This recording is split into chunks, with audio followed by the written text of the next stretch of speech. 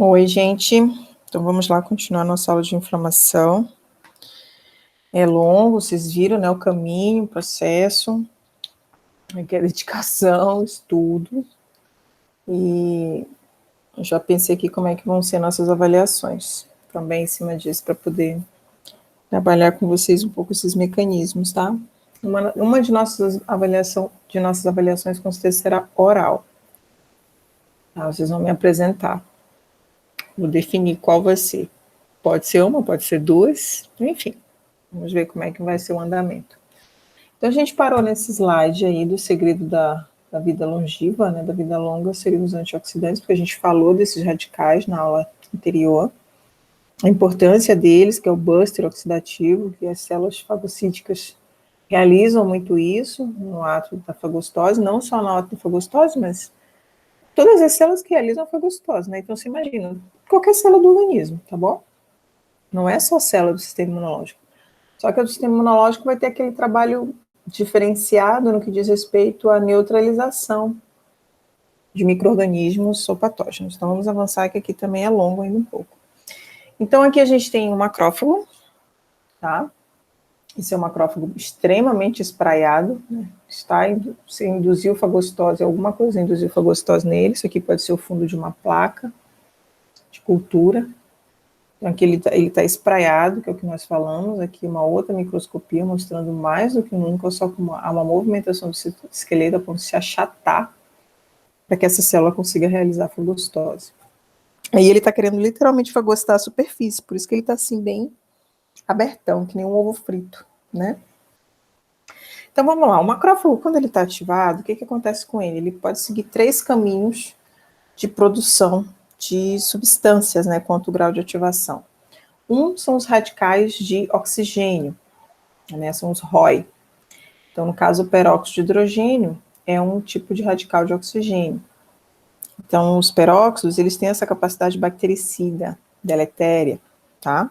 A água oxigenada. Aqui a gente tem o radical de nitrogênio, tá? Os radicais intermediários de nitrogênio e os radicais intermediários de oxigênio. Aqui a gente cita o óxido nítrico, que é um gás que dura muito pouco tempo, milésimos de segundo, e tem um efeito vasodilatador e também bactericida. E aí também a gente cita o TNF, que é nossa, a gente viu a grande importância, o papel do TNF numa resposta bactericida, e também o excesso dele na causa de uma septicemia, né? Os 3 têm como objetivo o quê? Promover a atividade citotóxica, tá?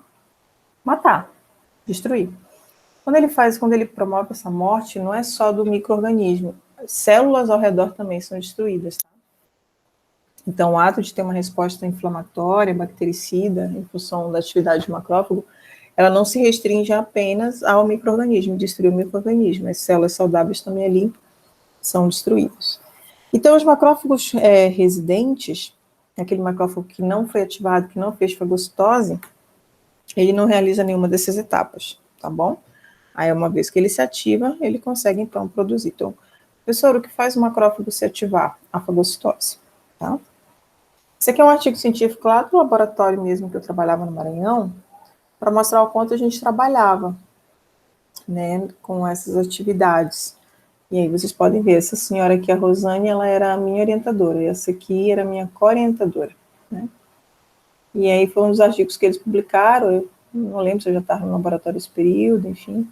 Mas aqui é que ele fala que é a ativação de macrófago induzida por Orbigna falerata, que era o coco babaçu lá no Maranhão, que foi o que eu fiz muito estudo com ele, tanto na minha iniciação científica quanto no meu mestrado. Esse aqui é um gráfico de contagem de número de células, né, diferenciação celular, por vezes 10 a sexta por ml células. Então, aqui o que a gente tem uma ideia? A gente contou, eles contaram monócitos, linfócitos, neutrófilos, eosinófilos e mastócitos. O que está com a barra preta era o grupo controle, aqui era o mesocarpo de babaçu que recebeu 10 miligramas por quilo, e esse grupo que tem a chanfradurinha era o mesocarpo que recebeu 20 miligramas por quilo. Se a gente observa esse gráfico, a gente observa que o grupo controle, por exemplo, tinha um número de neutrófilos menor que os tratados com 10 e 20. Aqui, praticamente, a gente não tinha linfócitos nenhum na resposta, comparado com o babaçu. Aqui não tinha neutrófilo nenhum, zero, mastócito também zero. Interessante, né? Sinal que o antígeno do babaçu não era um inóculo alergênico, não induzia uma resposta de eosinófilos, muito menos de neutrófilos, porque não era era um grupo controle. No controle, na verdade, não tem que ter neutrófilo, né? Então aí já era interessante. O controle não teve nenhuma agressão. Agora, quando eu injetava o mesocarpo de babaçu, eu aumentava neutrófilo. Então é sinal que eu aumentava um processo inflamatório, né? Querendo ou não. Então, naquele extrato podia ter bactérias, enfim, alguma coisa. E também eu tinha um leve aumento de linfócitos, tá? Mas o que eu tinha muito aumentado mesmo foi o queimonócito. Isso a gente coletou onde? No sangue, né? A gente fez a contagem diferencial no sangue. Então, o que a gente observa aqui nesse experimento é que monócito é o precursor de macrófago, né? Então, por isso colocou. Será que em que nível de ativação de macrófago chegou, né? Aí, então, aqui nessa tabela eles fazem a comparação entre ativação de macrófagos, parâmetros de tratamento com mesocarpo de babaçu e os estímulos que foram dados para ativar essas células. E o que se observa é que quando se tratou com mesocarpo de babaçu nas concentrações de 10 e 20 microgramas por quilo, aumentou o influxo de células quando a gente comparava com os controles, se a gente fosse olhar.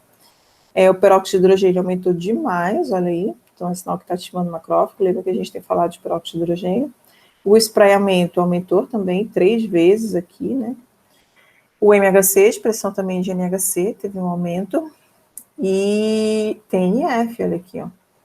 E óxido nítrico. Então, aí, com esse resultado aqui, com essa conclusão, a gente entende que esse extrato, ele realmente ativou o macrófago, né? Então, é um extrato que potencializa uma resposta imune inflamatória, né, e ativa a fagocitose, né? Então, isso é bom para determinados tipos de enfermidades. O outro estudo foi feito com a Chenopodium ambrosioides, que é o mastruz, que procurou avaliar o recrutamento de células, então viu que esse extrato de mastruz, extrato hidroalcoólico, ele aumenta o recrutamento de células, aumenta a habilidade de fagocitose e induz a produção de óxido nítrico, né? Então, o extrato das folhas, né, de Chenopodium ambrosioides, hidrofenólico, ele induz a produção de óxido nítrico, induz a fagocitose e o recrutamento, tá? Esse aqui, na época, eu lembro que o Gustavo era um aluno de mestrado da professora Flávia, na época, eu lembro. E aí, o que observou aqui? Aqui a gente fazia o número de células do peritônio, a contagem do número de células do peritônio, o que era isso? Induzia uma inflamação no peritônio do camundonguinho, né? Então, se eu desenhasse aqui para você um pouquinho, imagina que esse quadrado aqui era o meu camundongo, aqui eu tinha as patinhas,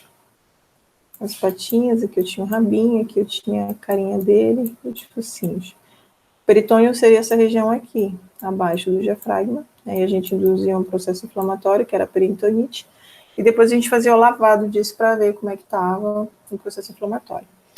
E aí o que se observa é que esse número de células do peritônio, então vamos lá, ver de novo, controle, né, é o tratado com o extrato e o estimulado com um estimulante inespecífico, que era com canavalina A. Então, o número de células totais, macrófagos, linfócitos e neutrófilos. Então, o que a gente observa?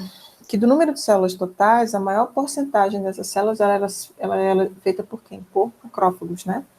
Então, o HCl ativou macrófagos, né? Ativou bastante o número de macrófagos. Aí, quando foram fazer a contagem percentual dessas células, para ver quem o extrato, se era o extrato, controle a concanavalina, que aumentava o espraiamento, vamos dizer assim, dos fagócitos, aqui a gente tinha o espraiamento e a fagocitose. Então, a gente viu que o extrato de Chenopod, ele aumentava tanto o espraiamento quanto a fagocitose. Então, quanto mais espraiado ele fica, mais ele quer fagocitar, né? E aí foi feita também a avaliação do peróxido de hidrogênio, e viu-se que o extrato induzido com PMA, que é quando a gente usa o meio de cultura, aumentou também a produção, ele deu um pré-estímulo, né? Então, quando eu tratei o animal, ele ficou pré-estimulado. Quando eu fui para o meio de cultura com a célula, eu dei um estímulo e induziu a produção de peróxido de hidrogênio desse macrófago. E o óxido nítrico, que na verdade é o nitrito, né? Que a gente, bico de pato, na verdade é o nitrato, que a gente dosa. Então, também o extrato hidrocólico de Chenopódio, ele aumentou demais a produção de óxido nítrico. Então, realmente, é um artiguinho bem bacana que ativou macrófagos. E a gente viu que essa produção de óxido nítrico, essa indução da produção de óxido nítrico, era do tipo dose dependente, quando ela era estimulada in vitro com o extrato, né? Então, à medida que aumentava o extrato, a concentração de extrato, em 24, 48 horas de cultura celular, a gente via que era progressivo o aumento da produção de óxido nítrico, né? Na época eu ficava voando nessas coisas, gente, eu não entendia quase nada, meu Deus do céu, a gente vai amadurecendo, né? Outras pessoas tinham entendimento muito rápido e tal, mas é assim. Então aí, esse aqui é um outro artigo também que era uma colega minha na época, a gente era aluno de iniciação científica, em que ela fez um trabalho com cicatrização, na verdade. Ela fez cicatrização no mestrado e no doutorado dela era septicemia. Então, ela viu aqui a migração de neutrófilos no processo de cicatrização induzido por mastruz. Então, assim, ela fazia a ferida e tratava com uma solução de mastruz. Esse aqui é um vaso sanguíneo, tá? Bem grande, bonito. Isso aqui é fibroblastos, tá bom? Isso aqui é colágeno, isso aqui são outros vasos. Então, isso aqui é um controle, é um grupo que fez a lesão e que não foi tratado com mastruz, era tratado com salina.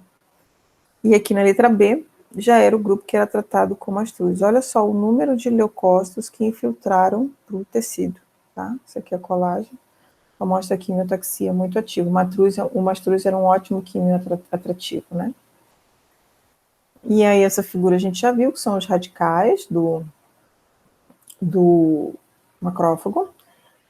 Esses radicais, acima de tudo, também a gente vê a grande liberação de TNF-alfa, que o macrófago faz, interleucina 1, que é uma quimiotaxia, induz febre, interleucina 6, a interleucina 1 também estimula a produção de interleucina 6, interleucina 6, que é um fator já muito mais relacionado com a imunidade adquirida, né?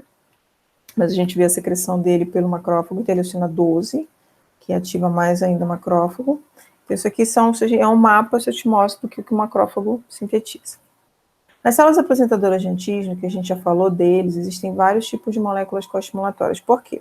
Porque no momento que o macrófago ele fagocita e que ele tem que apresentar esse antígeno para uma célula B, para que ele possa promover a melhora de uma resposta imunoinflamatória, ele precisa das moléculas coestimulatórias. Lembra que a gente falou disso em umas aulas passadas? Que se eu tiver só o primeiro sinal e não tiver molécula coestimulatória, eu não tenho estímulo completo. Se eu tiver coestimulatória e não tiver o primeiro sinal, eu também não tenho. Então, tem que ter os dois juntos. Então, isso aqui é só para mostrar uns grupos de moléculas coestimulatórias que o macrófago expressa, como a LFA3, CD40, Zicans, LFA1 e o B7, e mostrando que essas moléculas coestimulatórias se ligam aos seus receptores e ou ligantes, resultando assim numa ativação celular. Então, tá aqui elas, e para que ocorra a ativação da célula, tem que se ligar aos seus respectivos receptores, tá bom? Então, voltem aí, ó, tá aqui, então CD40 é o CD40 ligante, B7 CD28, LFA1 e CAN3, e CAN1 é o LFA1, e o LFA3 é o CD2, tá bom? Isso são as moléculas para onde eles vão apresentar. Então, menores células. Professor, então, quem está aqui é uma célula, tá? Então, quem está aqui do outro lado é uma célula. E, preferencialmente, que tipo de célula? Uma célula T. Se for para ser de resposta imunológica, mas também pode ser qualquer outro tipo de célula que não seja uma ativadora de resposta imune. Então, a inflamação, ela propicia a indução da resposta imune específica ao patógeno. Isso, que é aquele que a iniciou, né? Então, quando fala específico, é o patógeno que iniciou. Então, tá aqui a pele, o skin. Essa pele aqui, ela foi machucada, lesionada. Esta bactéria que vai induzir a ativação dessa célula dendrítica, que vai processar esse antígeno, que vai apresentar esse antígeno para uma célula T, consequentemente para uma célula B, que vai promover a produção de anticorpos ou, ao mesmo tempo, ativar essa célula T, tipo uma T-helper, onde as citocinas que elas secretam vão promover maior ativação ainda das células que estão nesse local trabalhando, tá? Então, aqui é onde a gente teria essa possível linha, vamos dizer assim, entre uma resposta imune inata e uma resposta imune do tipo adaptativa, mas que as duas se comunicam, que nunca esqueçam isso, uma potencializa a outra, tá? Então, quando a gente tem um agente estranho, um dano tecidual, que ele é visto, ele é reconhecido pelo organismo, a primeira resposta que a gente tem é a imunidade inata. E a imunidade inata, ela leva ao quê? A um processo inflamatório. O que acontece nesse processo inflamatório, professora? Então, o vaso sanguíneo participa, a gente tem diversos efeitos no vaso sanguíneo, né? A gente tem uma acumulação de células inflamatórias no local, a gente tem estímulos que iniciam uma destruição do micro-organismo e, consequentemente, às vezes, do tecido que está ali, porque o sistema imune ele não tem um poder cognitivo, quando ele secreta as suas citocinas, os seus óxidos nítricos, de saber o que é o micro-organismo e a célula saudável. Então, acaba que muito ali de célula saudável é também destruído. Por isso, então, esse fluxo, esse aumento, né, de células inflamatórias ali, o objetivo é remover o agente causador. Só que nesse processo de remoção do agente causador, a gente causa danos no tecido. Então, há algumas coisas que promovem buscam ter uma estrutura normal, uma restauração da normalidade e da função. Por quê? Porque a gente deletou também muita parte daquele tecido, por isso que tem que reparar. É aqui que, quando não tem esse reparo, que a inflamação não trancou, que a gente pode ter a perda da função de um órgão, tá? E a gente tem outra via, quando a inflamação, ela migra também para uma imunidade do tipo adaptativa. Então, de primeiro momento, ela faz tudo isso. Mas ela também sempre busca, vamos dizer assim, numa segunda conversa, uma conversa paralela, ativar uma resposta imune do tipo adaptativa. E essa, por sua vez, se autoalimenta, né? E que, por sua vez, também alimenta uma imunidade inata.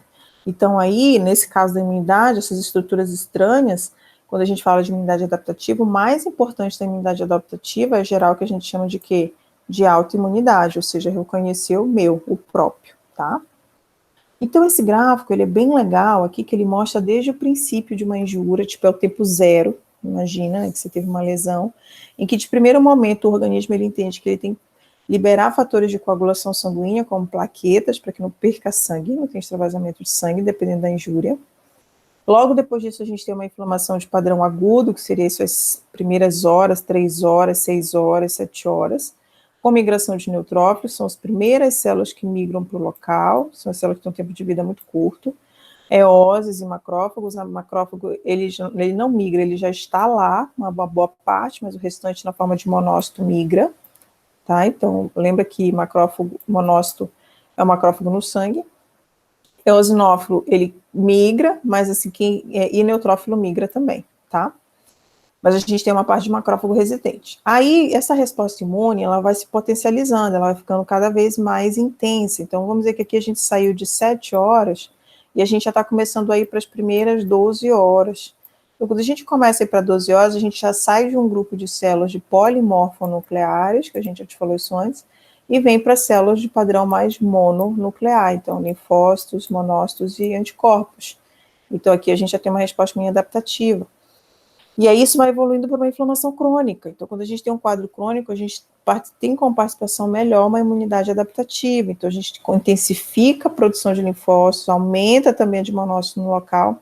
Neutrófilo e eosinófilo voltam a atuar porque eu consigo retroalimentar a produção deles, caso eu tenha uma infecção bacteriana muito intensa.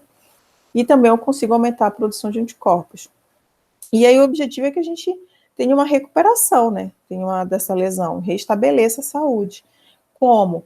Eu preciso reparar o dano, lembra que eu falei? Então, aqui os fibroblastos voltam a trabalhar e secretar colágeno e reparar o tecido. E, consequentemente, também reestruturar o endotélio, caso ele tenha sido lesionado.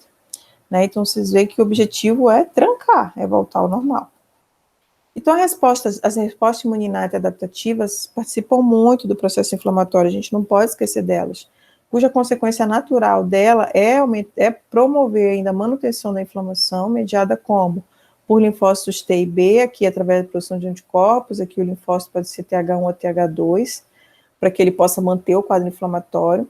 Isso já participa de uma resposta imune mais específica ao antígeno, porque tanto o linfócito T quanto o B que vão ser ativados, eles são ativados especificamente para o antígeno que o produziu. E aí a gente participa também em muitos mecanismos de efeitos humorais e celulares. Quando a gente fala humoral, anticorpos, proteínas do complemento, citocinas, e celular é relação célula-célula mesmo. E a gente também tem a integração muito com a resposta imuninata, porque aí as duas conversam, né, potencializam umas às outras, aqui a fagocitose é um carro-chefe, né, e tudo isso tem o objetivo, o processo inflamatório tem o objetivo de gerar memória imunológica. Então, os linfócitos são as células responsáveis pela imunidade adquirida, a gente já conversou isso, já mostrou essa figura. Esse aqui é só para reforçar, é um quadro louco, complicado mesmo, você olha assim para ele, meu Deus, professora, por onde começa?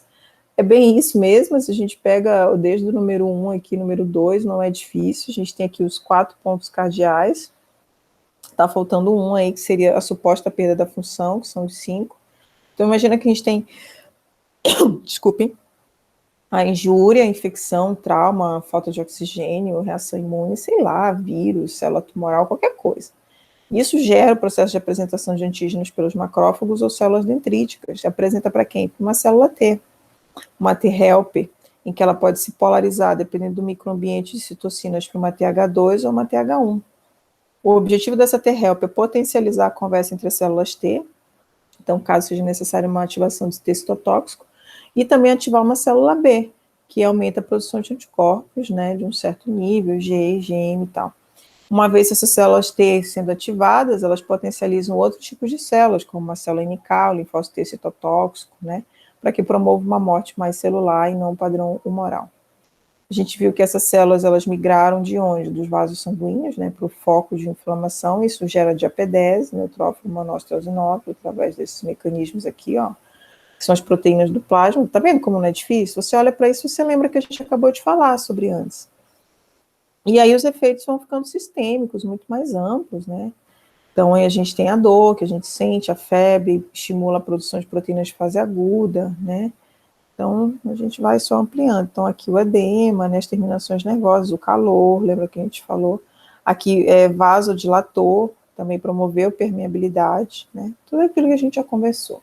Então não é um bicho de sete cabeças, gente, tem só que estudar. E aí, tá inflamando, inflamando e vai ficar para sempre inflamando, ou a inflamação desliga? Vamos descobrir? Existem várias possibilidades, sim, para desligar a inflamação. Quais seriam elas? Primeiro, a eliminação do estímulo inicial, tá? É o ponto, se é calor, se é vírus, se é bactéria, sei lá, tem que tirar esse trauma dali. Então, morte dos neutrófilos também por apoptose. Então, tá vendo? O pus que a gente tem na nossa ferida nada mais é do que isso aqui, os neutrófilos morrendo por apoptose, depois que eles realizam a fagocitose. Então, é uma maneira de mandar parar a atividade deles. A ação do próprio óxido nítrico estimula esse mecanismo também de desligamento, e fatores inibitórios do macrófago. Todas as células sempre têm um fator de inibir, sempre tudo tem que ter controle dentro do organismo, né? Então, o estágio final de uma apoptose, por exemplo, uma célula apoptótica é isso aqui, ó. Lembra do vídeo do Luan Santana, lá da música, da apoptose? Então, lembra?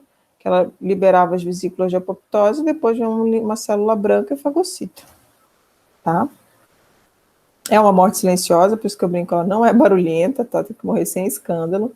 É uma morte celular programada. Geralmente, uma célula, quando ela está no estágio de apoptose, ela expressa na membrana dela uma proteína chamada de fosfatidilcerina. Então, quando a célula enxerga uma fosfatidilcerina na membrana, é sinal, isso veio de dentro para fora, é sinal que a célula está em processo de morte silenciosa, tá? Então, um silenciamento, tá? Dessa célula. E aí, isso é uma morte programada, tá vendo? Silenciosa, ela morre. Ela expressou a fosfatidilcerina. Aí, essa fosfatidilcerina, que é esses fragmentinhos bem aqui, ó, ela tem receptores para fosfatidilcerina em uma célula apresentadora de antígeno, macrófago. Então, toda essa célulazinha vai ser fagocitada e aí ela vai morrer por uma fagocitose silenciosa. Olha a diferença de uma necrose, que é uma morte causada às vezes por patógenos, enfim, seja uma hipóxia, uma injúria, qualquer coisa do tipo, né? Então aqui já é uma morte que gera um processo inflamatório, tem que ter apresentação de antígeno e um monte de coisa, e coestímulo, tal, né?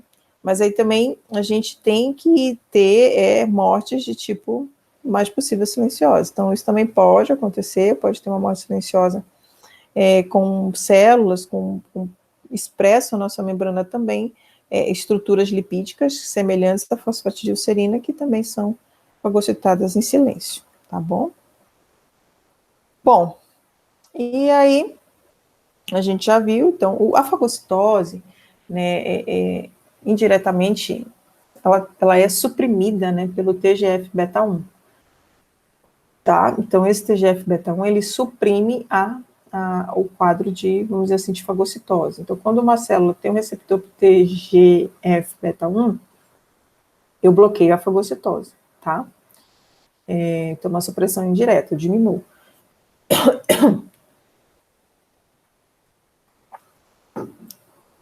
E aqui, o que a gente observa, então? Isso aqui é uma célula apoptótica, né? A gente já viu que ela expressa na membrana fosfatidilcerina. E a célula que vai fagocitar, ela tem que ter também moléculas complementares às proteínas que ela expressa, tá? Para que essa célula, então, possa ser fagocitada e morrer em silêncio, tá bom? E a gente chama a atenção aqui, que é uma via que a gente vai ver mais na frente, das caspases, né? Que é uma via de ativação de apoptose. Então, aqui a gente tem o TGF-beta, um fator de crescimento e transformação, que é muito importante quando ele é liberado, né? Ele autorregula, né? Esse processo de fagocitose, essa supressão. Uma supressão indireta, vamos dizer assim. Então, essa própria célula que está morrendo, ela tem a possibilidade de liberar esse TGF-beta1, e aí tanto a célula fagocítica também libera, que quando age nesse receptor, promove uma supressão indireta dessa fagocitose, assim, né? Diminui um pouco, controla esse processo de fagocitose de uma célula apoptótica. Então, o que é a apoptose? É uma morte celular programada. Nos linfócitos, o principal mecanismo é a via Fas. A gente já vai ver no caso para o linfócito, quando o linfócito morre por apoptose. O Fas, ele pertence à família dos receptores, também de TNF, então é muito semelhante. Aí eu tenho um contrarreceptor para ele, que é o Fas-ligante, né, o ligante Fas, que também pertence à família do TNF. Então, o TNF e o receptor de TNF também podem induzir apoptose. Vias que induzem apoptose, uma conhecida que é a do Luan Santana, que a gente mostrou lá, que é a via das caspases, né, que são proteases de cisteína, então onde tem sítios de cisteína, elas ligam e destroem. Você viu lá que é uma proteína ativando a outra por clivagem, né, que clivam cadeias de proteína após os resíduos aspárticos, tá bom? Isso que é caspases, que aí a gente tem a montagem aqui do nomezinho dela. K, o C, de cisteína, o ASP de aspártico e ases. Então, são proteases que quebram onde tem resíduos de cisteína e ácido aspártico, tá? Por isso que é caspases, cisteína e ácido aspártico.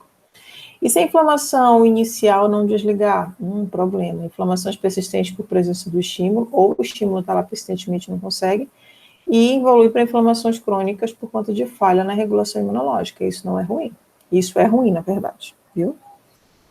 Então, existem alguns quadros de doenças inflamatórias crônicas que elas são oriundas devido a uma diminuição na regulação das respostas imunes sistêmicas, que é o que a gente chama de down regulation, né? Então, essa regulação está muito baixa, é suprimida, aquilo ali mais ou menos que a gente viu, e como ela está muito suprimida, acaba que células que eram para ter um certo domínio, um controle, uma tolerância, não expressam isso, e algumas doenças inflamatórias crônicas surgem. Por exemplo, uma célula T que está em anergia, ela não responde, né? E ela é necessária para ter o controle de um processo inflamatório, então isso é ruim. É a deleção clonal de alguns grupos de células T também, que participam dessas citocinas anti-inflamatórias, é ruim. Então, também interferência na regulação desse balanço TH1, TH2, acaba que eu tenho uma maior expressão de células TH1 do que TH2, então eu fico mais inflamada, isso é ruim. A imunossupressão, que a gente falou naquela hora do TGF-beta, células TH3 ou TCD8, que são tipo células reguladoras, né?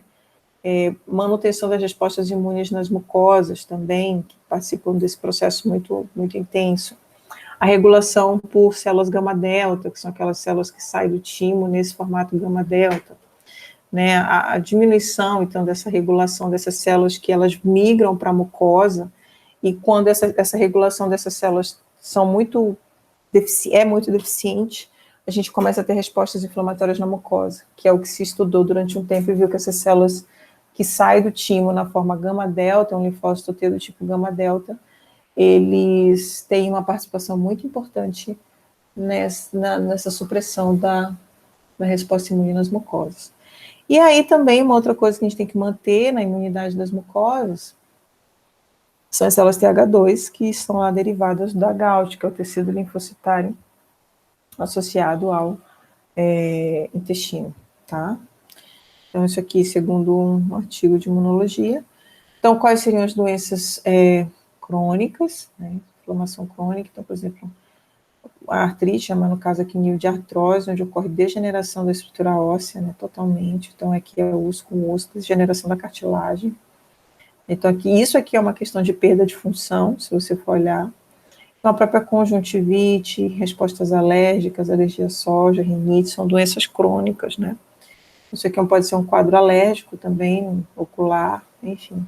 A diabetes, né? Uma alergia tipo a soja, rinite. São exemplos de doenças autoimunes que, nesse quadro de inflamação crônica, a gente cita as doenças autoimunes. Então, por exemplo, a esclerose múltipla, tem a lateral, miotrófica ou não. Enfim, a artrite reumatoide, as uveoretrites, né? A diabetes tipo 1. Doenças alérgicas, como alergia à soja, glúten, né, ou alergia respiratória, como o pólen, né. É crônico demais, é muita citocina inflamatória sendo liberada há muito tempo, em alguns casos, e até deletando, às vezes, até a célula do órgão, como é no caso do diabetes. A resposta imune, ela pode ser, assim, benéfica, mas também pode ser deletéria, tá? Dependendo da natureza do antígeno e do pano de fundo, do background genético de cada indivíduo. Então, como é o meu pano de fundo genético? Então, a gente tem o antígeno, né? A gente tem a resposta, os tipos de resposta a esse antígeno. Então, quando a gente tem uma resposta normal e quando é que a gente tem uma resposta deficiente. Então, por exemplo, a gente tem um agente infeccioso aqui, né? Um tipo infeccioso, biológico. Então, quando a gente tem uma resposta normal para ele, a gente gera uma proteção imune. Quando eu não tenho, é sinal que eu estou com uma infecção recorrente. Então, quando eu tenho infecções recorrentes, é sinal que a minha resposta imune está deficiente, tá? Imunidade baixa, como a gente coloca. Eu tenho uma substância que é um inócuo, que é um não alérgeno, vamos dizer assim. É um inócuo, que ele pode gerar alergia. Numa resposta imune normal, ele gera alergia. Quando eu estou com uma resposta imune deficiência, eu não respondo a ele. Nesse quadro aqui é bom não ter o quadro alérgico, né? Que é a tolerância. Isso aqui a gente entende que isso aqui é até uma tolerância, que para eu não desenvolver alergia a muitas coisas é porque eu estou sendo tolerante. Quando a gente tem um enxerto, um órgão transplantado, costumeiramente a resposta imune natural é rejeitar aquele órgão que não é meu. Quando eu tenho uma resposta imune deficiente, eu aceito. Aí isso aqui é outra ferramenta que a gente faz. A gente induz o sistema imune da pessoa a ficar deficiente. Como? Tomando imunossupressores para poder ela aceitar aquele órgão, tá? Aí quando eu tenho um órgão próprio, uma resposta normal contra o meu próprio órgão é gerar uma doença autoimune, tá? Quando eu tenho uma resposta deficiente, é gerar tolerância. Vai dizer, mas como assim, professora, resposta deficiente? Isso é o que acontece todos os dias para eu não desenvolver doenças autoimunes, aquelas pessoas que assim não têm, seu organismo está controlado, sabe? Segundo sinal que a gente conversa muito, já falou para você. E quando a gente tem um tumor, o normal é ter uma imunidade ao tumor. Então, assim, a gente tem células tumorais o tempo inteiro, só que a gente, vamos dizer que não desenvolve um câncer, porque minha resposta normal, eu estou tendo imunidade contra ela. Quando eu passo a desenvolver um câncer ativo, é sinal que eu perdi essa imunidade. Então, agora, na resposta deficiente, é que eu tenho o quê? Um câncer. Boa questão de prova isso aqui.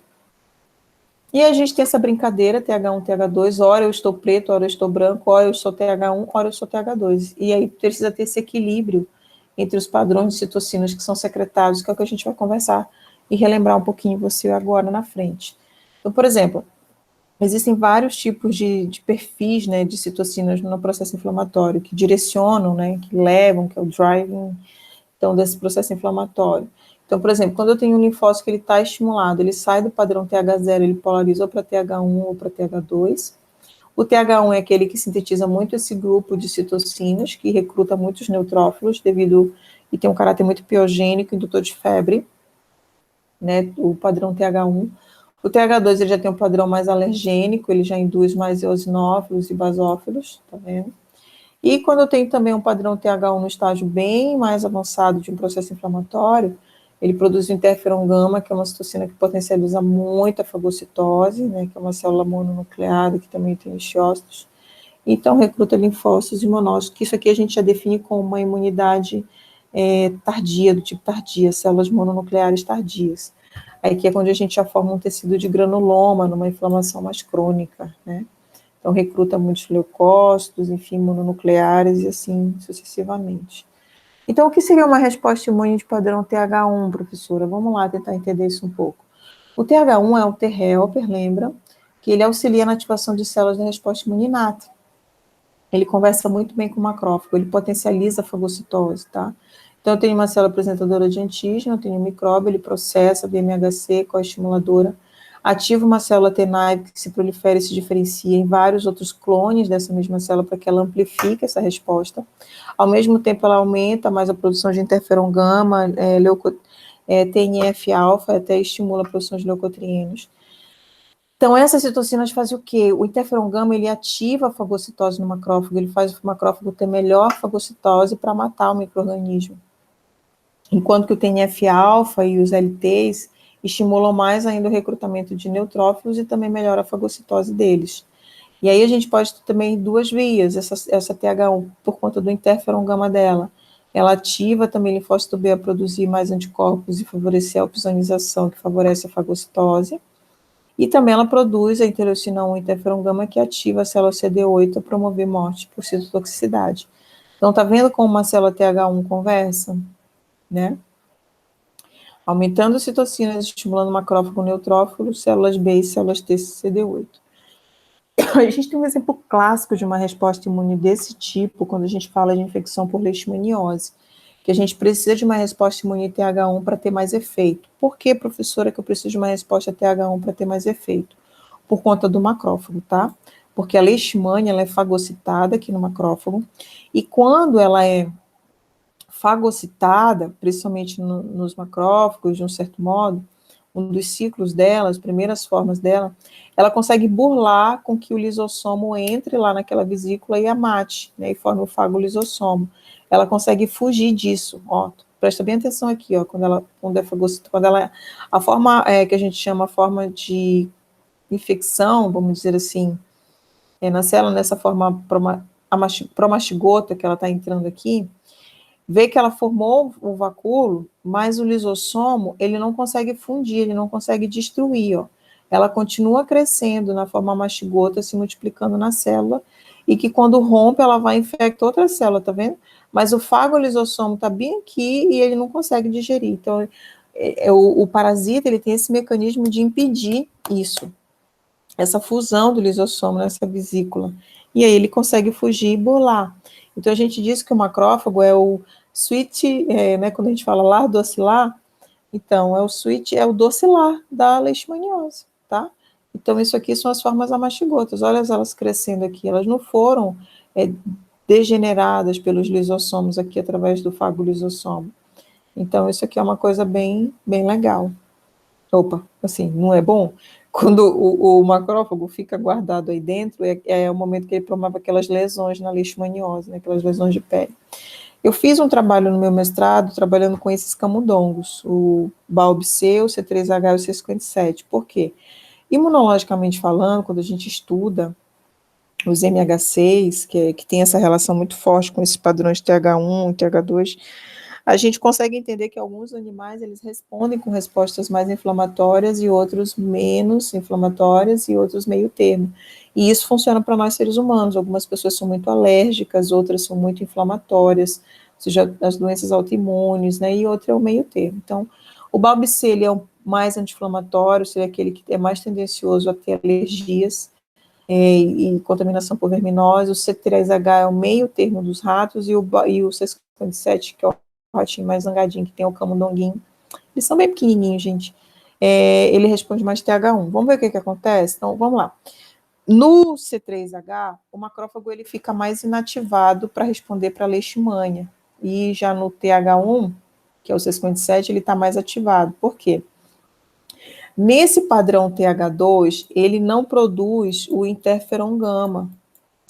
E quem é o interferon gama, professora? É a citocina que é produzida no próprio momento que o macrófago é ativado, tá? E que quando ele ativa uma célula T, a célula T estimula mais ainda a produção desse interferon. Então, é uma retroalimentação mesmo. Só que no TH2 não tem isso. Então, significa dizer que o macrófago fica inativo e o protozoário cresce aí dentro. Enquanto que no TH1 isso é o contrário. Ele já produz muito interferon gama, que ativa o macrófago a fazer mais fagocitose. Então, a ativação de macrófagos e a resposta dos macrófagos quando estão ativados é isso. Quando ele promove essa apresentação de antígeno, ele secreta, a célula T secreta interferon gama, que ativa esse macrófago a fazer mais fagocitose, tá? E uma vez ele fazendo fagocitose, ele faz o burst oxidativo, produz radicais de oxigênio, de nitrogênio, né, aumenta a produção de citocinas e quimiocinas e aumenta a expressão de moléculas de coestimulação para que ele, aí sim, ele está pronto para fagocitar mais e mais e matar o patógeno que está dentro dele. Só que assim, a atuação persistente de TH1 e células T citotóxicas, potencializando a inflamação, aumenta muito o risco de injúria tissular. Então tem um limite, né, porque é muita citocina, é muito radical, é muita coisa. E aí o tecido também pode ser injuriado. O TH1, ele também auxilia os linfócitos B e o CD8. Como? Desculpa, gente. Que é aquilo que a gente já tinha conversado antes, né? Através da opsonização, aumentando a produção de anticorpos e, consequentemente, melhorando a fagocitose para o B. E para o T, ele potencializa a morte celular, tá? Seja uma célula infectada por vírus, uma célula tumoral, e assim sucessivamente, tá? Então, aqui a gente tem uma célula, por exemplo, citotóxica, né, que a gente diz que ela dá o beijo da morte. Ela mata essa célula, induzindo apoptose ou não nela. Por exemplo, imagina que esse vermelhinho aqui é uma célula, pode ser cancerígena, expressando o antígeno cancerígeno, ou pode ser uma célula infectada com vírus. Aí essa célula, ela morre em função do CD8, que induz uma morte celular, por ser um parasita intracelular obrigatório, tá? E assim, lembra do MHC de classe 1 e MHC de classe 2 que a gente falou? Então, o classe 1 lembra parasitas intracelulares obrigatórios, anota aí. Classe 2, vesiculado. Essa proteína que está sendo expressa em vermelho aqui, ela está no citoplasma, então ela está sendo expressa no citoplasma. Tudo que vem da membrana, que é de origem do citoplasma, é via MHC de classe 1. E qual é a célula que reage com essas células que têm MHC de classe 1? São as células citotóxicas, tá? Então, o reconhecimento das células citotóxicas via TCR, ó, se dá em MHC de classe 1 antígeno, ó, que a gente falou, ou também via fase ligante, que evita a destruição de células normais, tá? Quando não quer que, quando a célula está normal, tá bom? Então, quando a célula está normal, tem o primeiro sinal, tal, mas não tem o faz ligante, tá bom? Mas quando a célula está doente, vai ter tudo. Então, isso aqui, ó, o reconhecimento de uma célula infectada por uma célula T, tá? Então, reconhece aqui o vírus. Essa célula, então, recebe o programa de morte, né? E ela vai morrer em silêncio. Newborn infecting the cells are not killing. Ok. Então, a resposta imune agora de padrão TH2, são as doenças atópicas e a hipótese da higiene. Essa aqui é legal. É o excesso de higiene. Alergia, às vezes a gente tem alergias por excesso de limpeza, viu? A gente conseguiu controlar as doenças infecciosas, né, que matava muito, vermes, parasitas, bactérias, mas aí a gente está se limpando tanto que a gente tem excesso de higiene. E isso é até algo que eu levanto uma discussão agora, principalmente em função da pandemia. O excesso de limpeza que a gente está, tira também uma microbiota que a gente tem em simbiose com a gente, né? E que essa microbiota faz parte dessa imunidade inata do nosso organismo. Então, mais na frente, as gerações futuras, nossos filhos, eles vão estar tão sem contato com uma gama de antígenos que eles vão ficar muito mais suscetíveis, talvez, a diversas outras infecções que possam surgir. E a palavra atopia, justamente, é uma explicação médica que define como alergias, né? E até hoje, na maioria da ciência, ela não tem, às vezes, noção do mecanismo de origem de um processo alérgico, porque que do nada você passa a ser alérgico a alguma coisa. O que aconteceu com o teu sistema imune, né, que induziu a isso? Mas, professora, não é porque quando a pessoa está TH2? Não, entende uma coisa. Responder TH1, TH2, a gente responde o tempo inteiro, tá? É o equilíbrio do corpo. Agora, o que faz que você se torne alérgico, uma resposta a TH2 potencializa mais ainda isso, tá? Então, citocinas que são produzidas numa resposta imune do tipo TH2. Então, a gente tem uma célula apresentadora de antígeno. Dependendo do microambiente, do antígeno que induziu aqui o processo de apresentação, aquela célula que era TH0, ela vai polarizar para TH2. Professora, o que faz ela polarizar para TH2? O tipo de patógeno, o tipo de microambiente que interagiu com a célula apresentadora. Então, uma célula TH2, ela produz esses padrões de citocina, interleucina 4 e 3, que uma vez ativada, ela ativa as células B a produzir de que tipo de anticorpos? IgE, ó. Preste atenção numa coisa. A IgM e a IgG não são anticorpos de alergia, são anticorpos de resposta imune primária e secundária. O normal é sempre isso, é você responder primário e secundário. Imagina que você tem um antígeno A da vida, que você entra em contato com ele, se hora você vai produzir o IgM anti-A e hora você vai produzir o IgG anti-A, então primário e secundário. Mas você entra em contato com ele de novo em outro momento da vida. Em vez de produzir IgM, ele não precisa, porque você já tem a primária, em vez de produzir IgG, simplesmente, em vez de aumentar a produção de IgG, eles, não, agora esse cara é alérgico, ele passa a produzir o quê? IgE. Aí você pode dizer, professor, então o que é isso? O que é alergia? É quando o teu organismo para de responder no padrão IgG para aquele patógeno, ele agora passa a produzir o quê? IgE. Porque carga d'água isso acontece. Muitos estudos são feitos, acho que deve ter artigos bem recentes já explicando um pouco sobre isso. Aí as outras citocinas que ela secreta também estimulam o mastócito, então é mais uma via de processo inflamatório. Estimula também TNF-alfa e interleucina 4, por quê? Porque eles precisam aumentar a expressão de proteínas no endotélio vascular para que possa promover também migração de células. Interleucina 13 e outros fatores de crescimento também ele estimula e promove a migração de células também para o local através de quimiotaxia e vasodilatação do endotélio.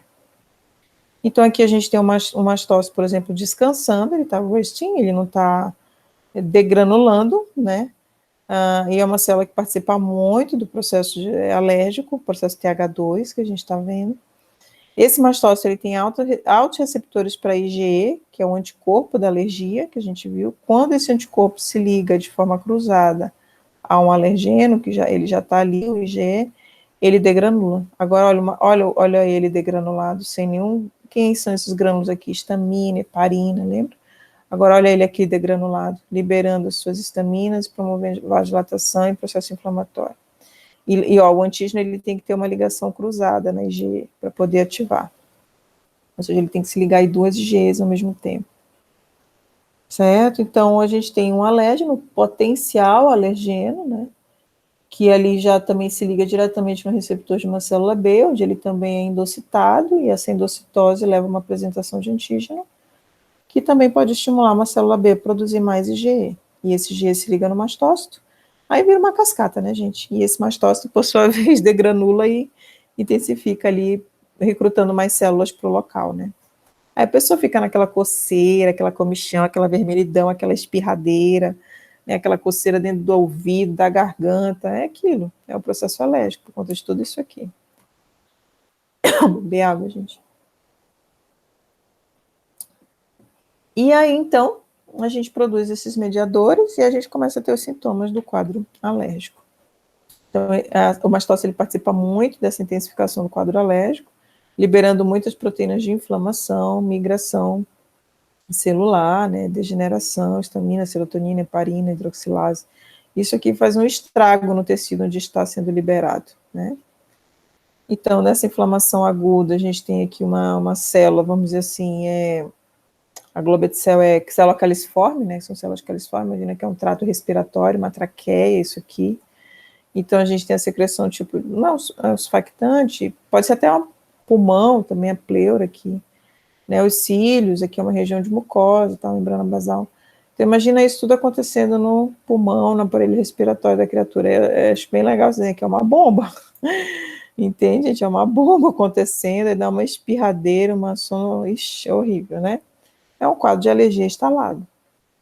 Então, ocorre até a destruição do epitélio, se a gente der um exemplo de uma asma, vai embora o epitélio do aparelho pulmonar.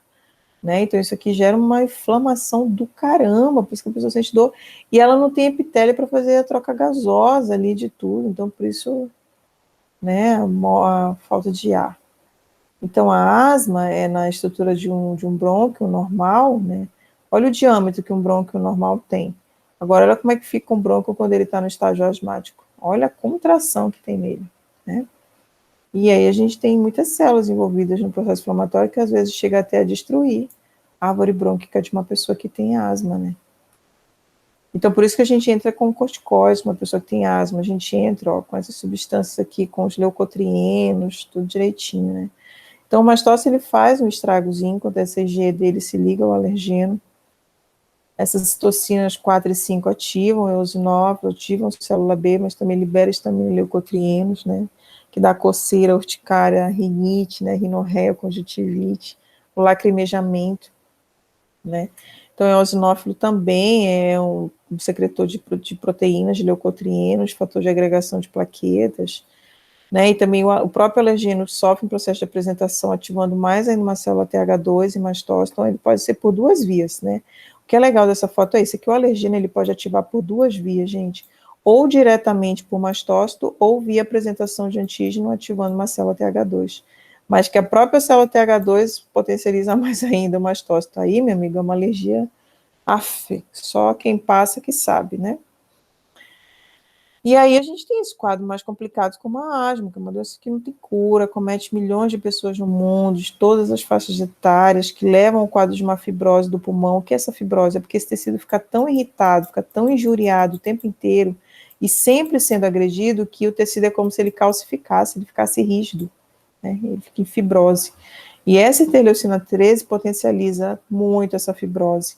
Tanto a fibrose, quanto se eu conseguir controlá-la, eu consigo remodelar. Então, olha como é o bronco de uma pessoa sem asma e olha como é o bronco de uma pessoa com asma. Isso é um brônquio fibroso, tá? Um outro quadro de alergia que pode levar a um processo inflamatório também são os ácaros, são seres invisíveis, microscópicos, geram escabiose, como essa aqui é a sarna, acho que é a sarna norueguesa que fala, a pele fica pegando fogo, né? Então isso aqui é uma degranulação de histamina muito violenta, são citocinas e G aqui abundante.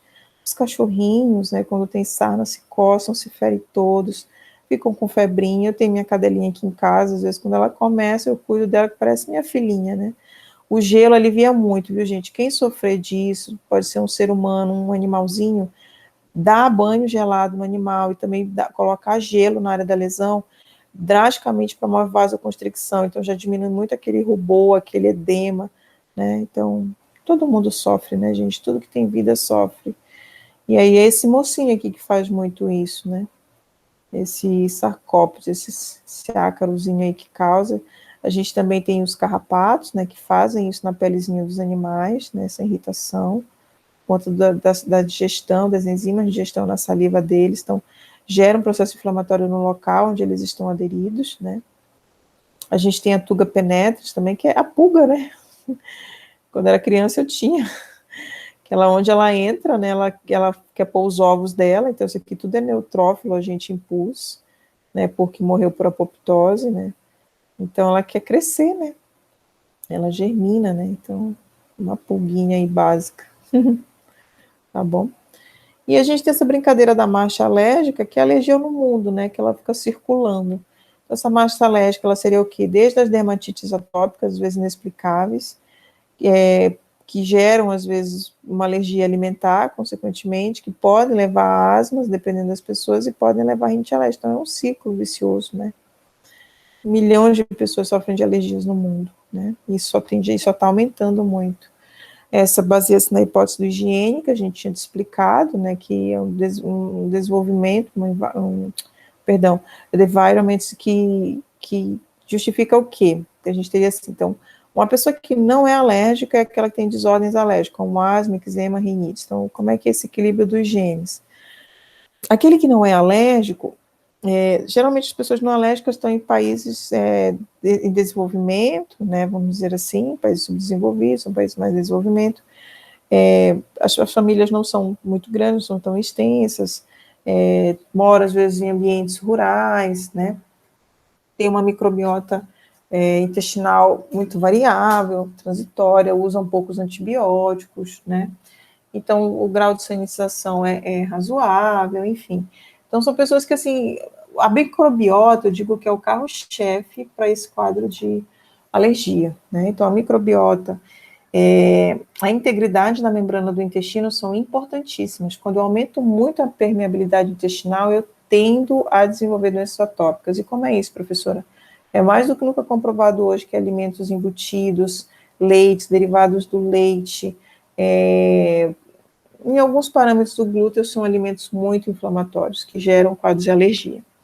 E aí, enquanto que no outro caso, as pessoas que já têm as doenças alérgicas, né, já fazem muito uso de antibiótico, por exemplo, ó, a microbiota intestinal tem um certo grau de estabilidade, né, enfim. Então, assim, as pessoas tem um bom grau de sanitização, enfim, aqui já tem um baixo grau de sanitização, mas em compensação ele não é alérgico. Aquela que já tem um bom grau de sanitização, que não sei o quê, que usa muito antibiótico, aquela pessoa que já tende a ser mais alérgica, né? Então tem um limite de limpeza, um limite de uso de antibióticos, né? Vivem mais em ambientes urbanos, né? Com afluência de sujeira, as famílias já são pequenas, ali, famílias grandes, então assim, você não tem muito contato com coisas, né? Então isso te deixa mais alérgico. Aí esse quadro aqui não dá para entender muito, eu vou pular um pouco, mas é só para mostrar um quadro de um processo inflamatório que foi induzido, né? Então, os mecanismos de indução é que a gente. Então, tá, a gente é alérgico, professor, e aí, como é que a gente pode deixar de ser alérgico? Buscando tolerância, tá? Então, tem desde a tolerância central, que é aquela que ocorre lá no timo, na medula, quando tem formação das células, e tem a tolerância periférica, tá?